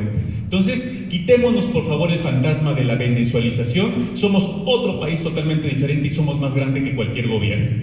Me encanta estar en Aguascalientes porque aquí podemos hablar mucho más abiertamente. Luego me meto en unos problemas muy importantes, pero estoy muy discreto ahorita respecto de nuestro actual gobierno. Pero bueno, pues agradecerles mucho y dejamos abierto el foro para cualquier pregunta que ustedes a bien pudieran tener. A ver si nos apoyan, si hubiera alguna pregunta. Sí, muchas gracias, Multiva. Excelente exposición. Una pregunta. Con el tipo de cambio que está hoy, ¿cuánto piensas tú que pueda estar en septiembre o octubre? Esa es una pregunta para ellos solos. No, y lo voy a decir porque realmente se han perdido. Tratar de anticipar dónde va a estar el tipo de cambio es básicamente lo que sigue de imposible. Si uno hubiera pensado, si a mí me hubieras preguntado, y lo digo con total franqueza alguna vez, ¿cómo va a estar México en un escenario después de una pandemia? En el contexto de una elección en donde regresa Donald Trump, etcétera, pues estaría, no sé, con un gobierno, digamos, que de repente quiere comprar a Citi, ¿no? O sea, pues pensaría que estaría en otro lugar. Entonces, ¿qué es lo que observo? O sea, no puedo saber dónde va a estar el tipo de cambio. Yo creo que el que les diga dónde va a estar el tipo de cambio, mis reservas, la verdad. ¿Qué sí puedes saber? Puedes saber umbrales. ¿Qué es lo que observo? Uno, ¿cómo se van a comportar las remesas? Por eso al principio ponía lo del aterrizaje suave de Estados Unidos. Pero todavía el año pasado yo tenía dudas si iba a ser aterrizaje suave o forzoso. Lalo tenía mucha claridad en que iba a ser aterrizaje suave. ¿Y eso qué quiere decir? Que vamos a seguir exportando en los niveles que estamos exportando.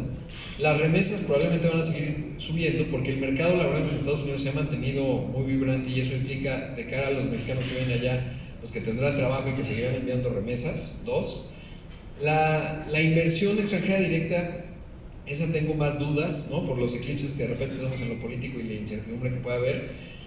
4, el diferencial, la inversión de cartera por el diferencial de tasas, el 11.25 de Estados Unidos, de México, perdón, versus el 5.25 de Estados Unidos, y que Jonathan Heath ya va apuntando que será hasta noviembre cuando quizás empiece a haber cambios en la tasa de referencia, me haría pensar que el tipo de cambio se va a mantener más o menos en los rangos en donde estamos. Claro, sujeto a que, algo que no hablé ahora porque si no, pues nos quedaríamos aquí toda la mañana, pero esos son puntos de fragilidad. A mí es muy importante para mí que, si bien estamos en un escenario bastante óptimo en el caso de México, vinculado obviamente a los Estados Unidos, de repente hay puntos delicados que yo observo con mucha atención, como el tema Trump, ¿no? Tú dirías, pues, Trump, ¿qué tiene que ver con nada en términos de los mercados? No le han hecho nada a los mercados, ni ha debilitado al dólar excesivamente. Sin embargo, para mí sí es un punto de fragilidad porque eso puede dar lugar a ciertos conflictos sociales en la Unión Americana y eso rápidamente se traslada a incertidumbre económica, etc. Entonces, si el escenario sigue constante, yo vería el tipo de cambio más o menos en los niveles en los que está. De repente se puede poner muy barato, pero va rompiendo lo que dice Lalo, las barreras psicológicas. Pero digamos que yo lo vería en este rango entre 17 bajos, 18 máximo, siempre y cuando sea constante. Y los puntos de fragilidad que tiene México en términos políticos, aquí no hablé mucho de cisnes negros, ¿no? Pero a mí me gusta mucho ese marco de referencia. Es de un personaje que se llama Nassim Taleb, escribió un gran libro que a lo mejor muchos de ustedes han leído, que se llama Black Swan o El Cisne Negro, y él dice que hay tres cosas: lo que sabemos que sabemos, lo que sabemos que no sabemos. Por ejemplo, ¿qué sabemos que no sabemos? Pues, ¿qué va a pasar en el 2024? Por más que haya narrativas políticas allá afuera, real, pues no sabemos cuál va a ser el candidato de la oposición, quién va a quedar, etcétera, cómo se va a configurar, digamos, el 2024, eso sé que no sé, pero lo que lo cambia todo es lo que no sabemos que no sabemos. Por ejemplo, ¿qué no sabíamos que no sabíamos el 11 de septiembre, ¿no? Los aviones estos contra las Torres Gemelas, poca probabilidad, pero si ocurre lo cambia todo. Entonces, de repente, esos puntos de fragilidad sí los veo en el mundo por el tema China-Estados Unidos, por el tema Trump, por el tema aquí político en México. Si de repente hubiera una situación, de verdad deseo que no ocurra, pero un magnicidio, pues te cambia el panorama, tipo 94. Entonces, hay sus puntos de fragilidad, pero yo veo que el tipo de cambio pues va a seguir en estos niveles porque viendo la estructura de lo que genera dólares por pesos, pues no veo que vaya a cambiar sustancialmente. Por eso mi rango. Pero vuelvo a repetir, predecir el tipo de cambio es básicamente imposible porque además es muy nervioso, ¿no? Lo vimos. ¿Te acuerdas, Lalo, cuando Donald Trump dijo a López Obrador, o te conviertes en el muro o arancel progresivo en el marco del TEMEC? Era algo que estaba fuera del escenario porque el TEMEC no conecta con un tema de migración en Estados Unidos. Trump es el único que lo ha hecho en la historia. ¿Y qué pasó con el tipo de cambio? Pues 25 en prácticamente 4 días, ¿no? Es un punto de fragilidad, una suerte de cisne negro. ¿Qué ocurrió? Pues nos convertimos en el muro. Básicamente López Obrador me sorprendió por lo pragmático que fue. Y el tipo de cambio, pues hoy, ¿dónde está? ¿No? Entonces, digamos que el tipo de cambio es una bola de cristal, pero los fundamentales que sí podemos analizar a mí es lo que me dicen, ¿no? Exactamente. Sí hay riesgo, pero o sea, mientras no cambie lo que hoy está generando dólares, ahí va a estar. Un poco para complementar la parte numérica y económica, en los modelos y bases de datos de tipo de cambio, que como dice Rodrigo, el que les diga cómo va a estar, pues totalmente equivocado, pero se puede tirar a 9 meses en todos los modelos macroeconómicos. Y si incorporan todas las variables ahorita, el resultante a 9 meses, es decir, el 31 de marzo del 2024 es 18.27. Ese es el resultante a valores actuales, utilidades futuras, si se puede decir aquí, movimientos cambiarios, sobre todo de futuros en Chicago, traídos a valor presente. 18.27. Bueno, buenos días, Héctor Quintanar, aquí. Estados Unidos, Steve Levitt y Dobner, seguramente los conoces, de Economics, hablan mucho de la influencia de los economistas en las políticas. Inclusive han mostrado 2 o 3 reportajes de países que han sido cambiados por la influencia de economistas. México tiene hoy por hoy la apertura en una política social, como mencionabas, de programas sociales que son populistas, versus dejarse influenciar por una política económica que pueda avanzar al país muy rápidamente, o hay resistencia de los gobiernos al ser influenciados por los economistas. Yo lo contestaría de la siguiente forma: todos los países, visiblemente o no visiblemente, hacen política económica, la quieran hacer o no, porque finalmente la política pública hace la política económica. Entonces, por ejemplo, en el caso de México, como bien apuntabas, pues ha sido un énfasis en los programas sociales, por lo menos en el discurso político.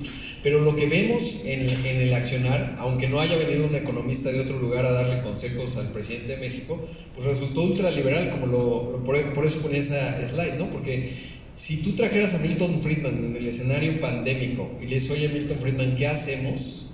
¿Hacemos programas contracíclicos? Milton Friedman habría hecho lo que el presidente. No, pues a ver, la empresa, el libre mercado funciona, el que tenga que tronar truena y se acabó. Obviamente, pues eso hubiera sido fue mala idea, como se muestra contrafactualmente con Brasil, porque la recuperación de México ha sido más lenta de lo que tendría que haber sido.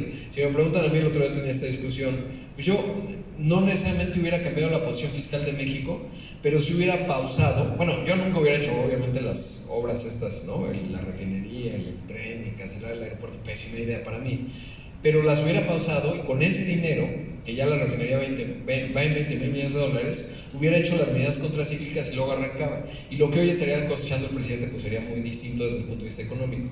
Entonces, para ser concreto, siempre hay una influencia económica, si no tomas decisiones o si tomas decisiones. Ahora, México está en situación de, digamos, tener influencia de una escuela económica o de una visión.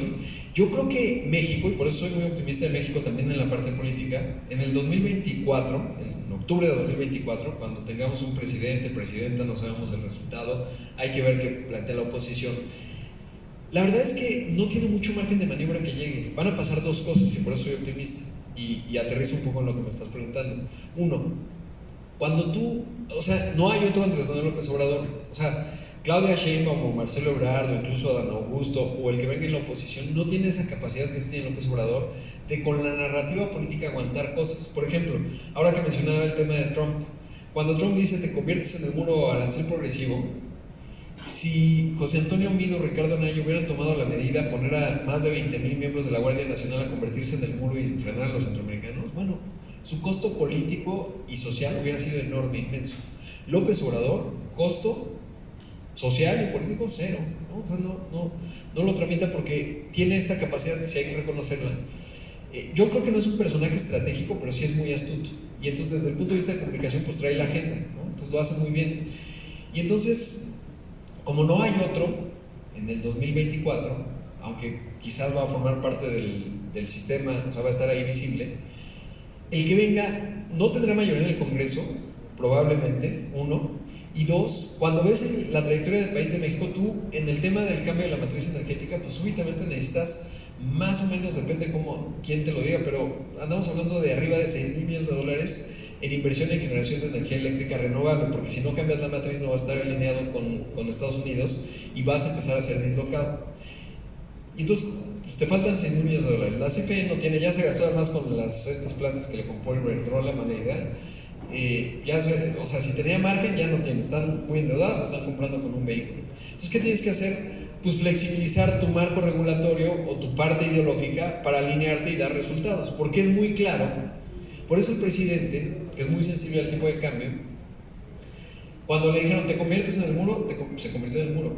Negoció el TEMEC ni más ni menos, porque tiene muy claro en el fondo que la prosperidad de México está vinculado a la región Norteamérica. Y la región norteamericana no tiene muchos márgenes de maniobra. Entonces, más que si habrá una influencia extraordinaria en lo económico, la realidad es que la estructura económica de México no tiene mucho margen a dónde hacerse, y el que venga o la que venga no tendrá mucho margen político para hacer otra cosa, sobre todo porque el Congreso lo va a contrapesar, y porque la inercia de crecimiento que tiene México, sobre todo por el momento del nearshoring, pues lo que te exige es que seas mucho más pragmático. Y yo juzgo muy poco probable, viendo la probabilidad, que no vayan a ser pragmáticos y avanzar en la región Norteamérica. Entonces, más allá de que venga un economista a salvarnos, o sea, una escuela económica, yo creo que la realidad económica del país nos va a llevar a una trayectoria de crecimiento. Siempre y cuando el tema de la inseguridad, que sí me parece un eclipse importante, no salga de proporción, que ya se está saliendo en algunas entidades, obviamente. Pero espero haber contestado. Es un poco largo y enredado, pero la manera más completa que espero responder.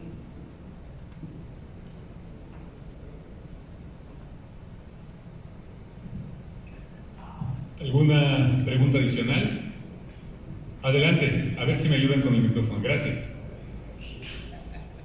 Sí, muchas gracias y felicidades. Mi nombre es Octavio Velasco. Tú ahorita mencionaste lo de Venezuela.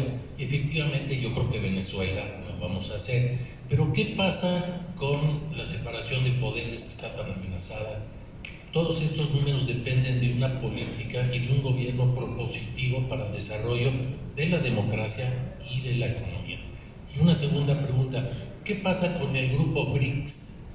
Que por ahí salió el tema hace poco, ¿verdad? Que están muy avanzados. ¿Cómo afectaría al mundo, a México, y es a mediano o largo plazo? Gracias por la pregunta. Uno de los eclipses, digamos, tiene que ver sobre todo con el INE, ¿no?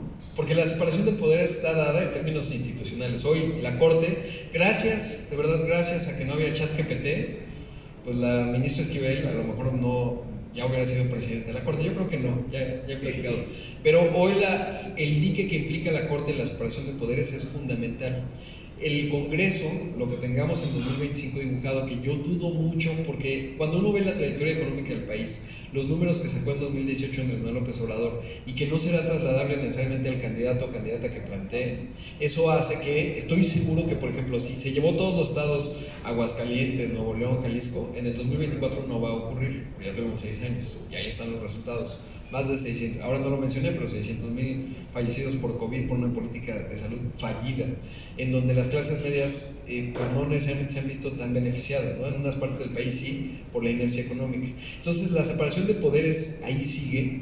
Yo creo que México sí hay sus riesgos en términos del INE particularmente, pero yo no veo que México vaya a acabar siendo ni una dictadura, etcétera. Lo que sí tenemos que cuidar es que el INE siga siendo este árbitro y está en un reto formidable por la dinámica política en donde se adelantaron los candidatos, entonces van a empezar a hacer pre-campaña, el INE está obligado a sancionarlos, pero si los sancionas vas a tener un mayor enfrentamiento. Ayer el presidente se reunió con ellos, entonces eso va a ser un reto. Pero en términos de la estructura política de México, la autonomía del Banco Central, que eso no tiene que ver con los 3 poderes. La estructura del Congreso, eso no creo que va a cambiar. Entonces, el que llegue, el que siente en octubre de 2024, o la que se siente, pues está muy acotada, porque además, no quiero elaborar demasiado, pero ahora que el presidente definió que el que salga en las encuestas, el segundo lugar va a ser coordinador de diputados, luego de senadores, etcétera, lo que está generando es un gran contrapunteo con el que sea el presidente o presidenta. ¿Y eso qué quiere decir? Que va a estar muy paralizado y que no tiene margen de maniobra. Más la oposición, entonces tendrá que negociar. Y eso es una gran noticia, porque entonces el autoritarismo de una sola persona, que hasta cierto grado hemos vivido, quedará muy acotado hacia adelante.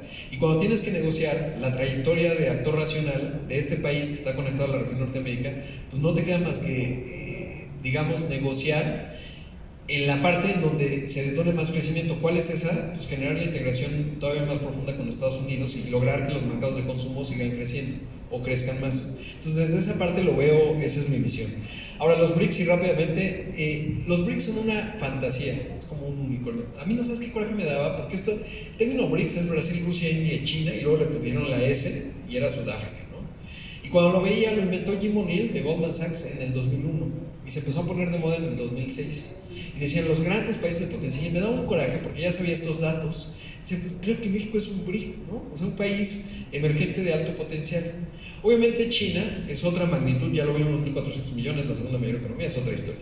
India también, porque son 1.400 millones, en una esquina de la India cabe en México, ¿no? O sea, es un país muy, muy, muy grande de otra magnitud, tiene unos problemas de pobreza, 30 idiomas, o sea, no está, cuando tú dices México, pues todos somos mexicanos, hablamos español, digamos, tenemos cierta cohesión cultural. En la India es otra historia. Entonces, tú volteas a ver a Rusia, pero se fue de vacaciones. Y estoy seguro que ha regresado, porque hay una narrativa política que dice, no, lo que pasa es que Brasil acaba de cerrar un acuerdo con China para intercambiarse sus mercancías en yuanes. Lalo el otro día sacaba la cuenta, bajó del 86 al 84% las transacciones del comercio internacional en dólares. Pero hay una forma muy fácil de verlo matemáticamente y muy simple, así que en 5 minutos de Google lo resolvemos. Me puse a ver cuál es el volumen de comercio internacional China-Brasil. Son el año pasado 150,000 millones de dólares, que representa el 2% nada más del comercio de Estados Unidos con el mundo, el 2%. ¿Eso le va a hacer algo al dólar? Es una risa, ¿no? O sea, no va a ocurrir. Rusia, la peor decisión que tomó Vladimir Putin fue invadir Ucrania, porque hoy depende de China. Antes Rusia podía jugar a ser el punto de conexión Europa-China. Hoy no, ya no está. Dependerá de lo que decida Xi Jinping, porque quedó expulsada del mundo occidental, de Europa y Estados Unidos, pues la mayor economía, el núcleo económico más grande es Europa, entonces ya no está. Brasil pues tiene a Lula que va llegando, está peleando con su Banco Central, es un país de mucho potencial sin duda, pero si tú observas a México, pues México tiene, como ya lo decía Lalo, es el país más liberal que hay, en una economía de consumo integrada a la región Norteamérica en un gran momento. Brasil no nos está sustituyendo mucho.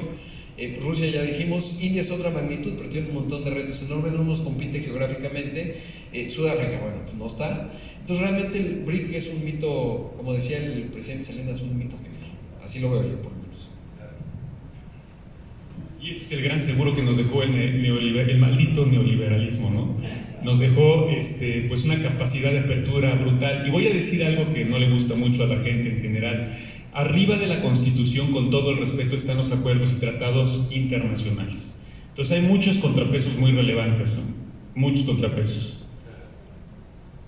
¿Alguna pregunta adicional? Si no lo hubiera, pues riquísimo foro, de verdad, muy agradecidos con todos ustedes, nuestros clientes, amigos, prospectos, que hacen posible que nosotros podamos darle servicio. Y bueno, Rodrigo, qué plática, de verdad, a mí cada vez que lo escucho en toda la República. Yo estoy sentado allá tomando notas y aprendiendo. ¿Les parece que estemos aquí con ustedes en quizá 2 trimestres más? ¿Sí? Bueno, entonces lo comprometemos al gran Rodrigo Pacheco.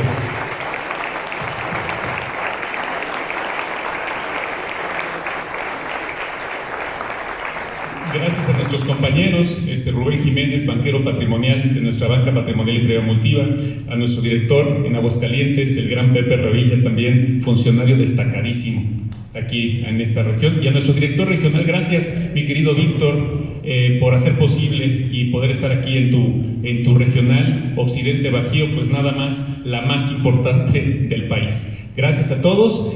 Cerramos el evento, mi querido Pepe Revilla. Bueno, muchísimas gracias, Rodrigo, Eduardo, muchas gracias, Víctor, muchas gracias, y sobre todo muchísimas gracias a ustedes que nos hicieron el favor de acompañarnos. Que tengan un excelente día, una excelente semana. Muchísimas gracias.